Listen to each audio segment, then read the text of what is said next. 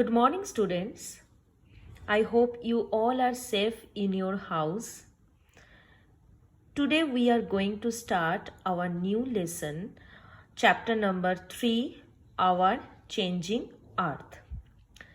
This chapter is based on basically the evolution of Earth. First of all, we have discussed about lithosphere.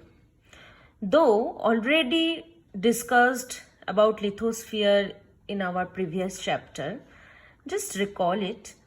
Lithosphere is basically the solid earth crust or the hard top layer of the earth. It is made up of rocks, minerals and covered by thin layer of soil. This lithosphere sometimes broken into several pieces. These pieces are called lithospheric plates. Different sizes lithospheric plates we can found. Some are very big, some are very small, but some major plates are there. These are Antarctic plate, which is situated under the Antarctic. That's why this plate's name is Antarctic plate.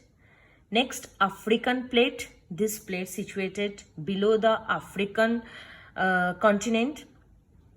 Next, Eurasia plate. We can found in between Europe and Asia. North American plate below the North America continent. Pacific plate below the Pacific Ocean.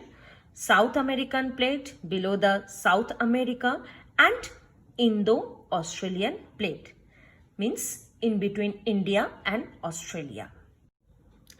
These lithosphere plates are continuously movable, and these movements happen very slowly. Now question is, why do the plates move? The movement of these plates is due to the movement of molten magma inside the earth.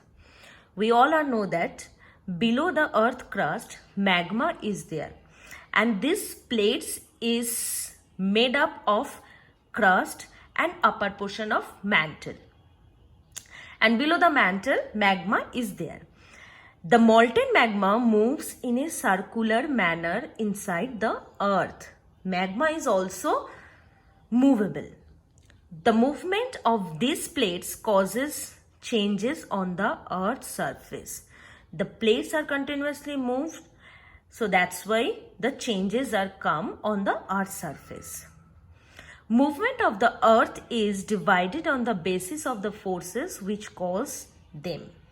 The forces are of two categories. First, endogenic force and exogenic force.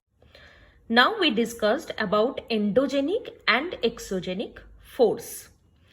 Endo means inside and genic means origin. So easily we can understood that those forces originate interior of the earth. This is called the endogenic force. So now we just see the second point of endogenic, the force which originate in the interior of the earth and bring out changes both in the interior and on the surface of the earth. So endogenic force are originate in the interior of the earth but bring out changes both the side, both in interior of the earth also and on the earth surface also. Now what is exogenic force? Exo means outside and genic means origin. So next point we'll see the force which originate in the atmosphere and on the surface of the earth and bring out changes on the surface of the earth is called the exogenic force. So basic difference in between endogenic and exogenic force is, what is it? Endogenic force is originate inside of the earth and exogenic force originate outside of the earth. Okay, and endogenic force bring out changes both the side, interior of the earth also and earth surface also. and exogenic force bring out changes only on the earth surface. This is the main difference. Now, third point of the endogenic. Endogenic forces are influenced by plate tectonic, continental drift, etc. And exogenic force are influenced by hydrosphere, biosphere, atmosphere, etc. Whatever force are situated in the interior of the earth, it's called endogenic, and whatever happened, whatever force originate outside of the earth crust is called the exogenic force. All of you see this chart, earth movement. This movement is divided into two parts, endogenic and exogenic. Endogenic means inside of the earth and exogenic means outside of the earth. Endogenic force divided again the two part, sudden force and diastrophic force. Sudden force means those force are originate suddenly, and the diastrophic forces means that is very slowly happening. We can't observe this movement, this force. Okay, this is called the diastrophic forces. So sudden forces, what is the example? Earthquake, volcano, landslide. An example of diastrophic forces, building of mountain. Okay. Next is exogenic force. Basically, exogenic forces means the erosional and depositional work is called the exogenic force. River erosional and depositional force. Wind erosional and depositional force. Sea waves erosional and depositional force. And glaciers. So these all are the exogenic force.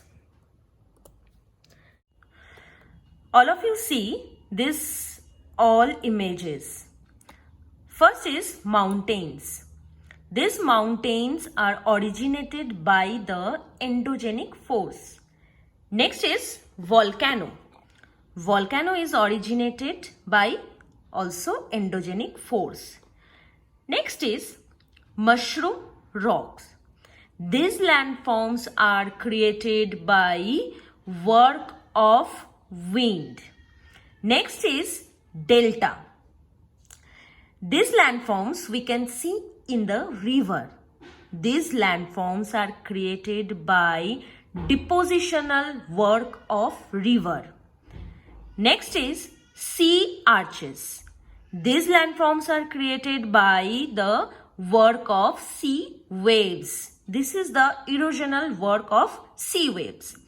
And next is the sand dunes. These landforms is created by work of wind.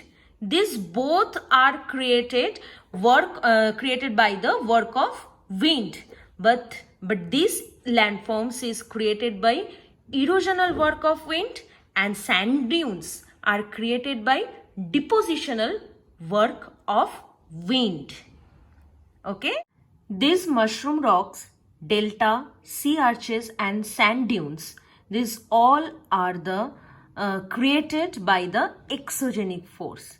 The work of wind, the work of river, the work of sea waves and the work of wind all are included in the exogenic force, and mountain and volcano is included in the endogenic force.